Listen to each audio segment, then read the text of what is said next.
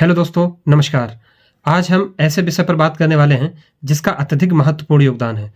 हम बात करते हैं विश्व में सर्वाधिक बोली जाने वाली भाषा, तो वो अंग्रेजी है। उसके बाद विश्व में दूसरे नंबर पर भाषा जो बोली जाती है वो मंदारिन है चीन में, तथा तीसरे विश्व में सर्वाधिक बोली जाने वाली भाषा हिंदी है।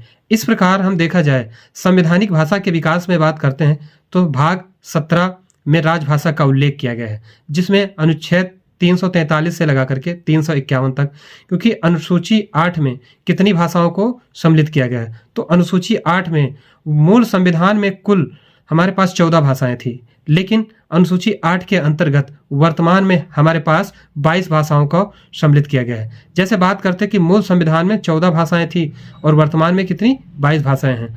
21वें संविधान संशोधन अधिनियम 1967 के द्वारा सिंधी भाषा को जोड़ा गया था, तथा 71वें संविधान संशोधन अधिनियम के द्वारा 1992 में नेपाली, मणिपुरी, कोंकणी को जोड़ा गया, तथा 92वें संविधान संशोधन अधिनियम 2003 के द्वारा बोडो, डोंगरी, मैथिली तथा संस्थाली भाषाओं को जोड़ा गया। इसी प्रकार हम बात करते हैं कि राजभाषा, तो अनुच्छेद 343 से 351 तक, तो 343 में संघ की राजभाषा हो की जाएगी।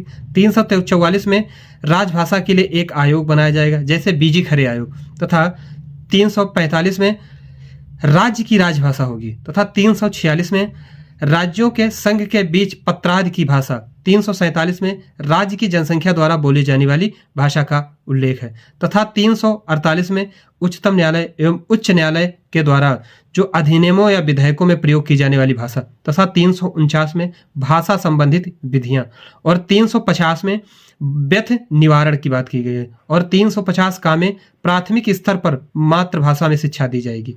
350 का में प्राथमिक स्तर पर मातृभाषा में शिक्षा दी जाएगी, तथा 350 खा अल्पसंख्यक वर्ग के द्वारा जो भाषा प्रयोग की जाती है उसका उल्लेख, जिसको 7वें कॉन्स्टिट्यूशन अमेंडमेंट 1957 को जोड़ा गया, तथा 351 में हिंदी भाषा का विकास और उसका उल्लेख किया गया है। Thank you. वीडियो अच्छी लगे तो शेयर जरूर करना।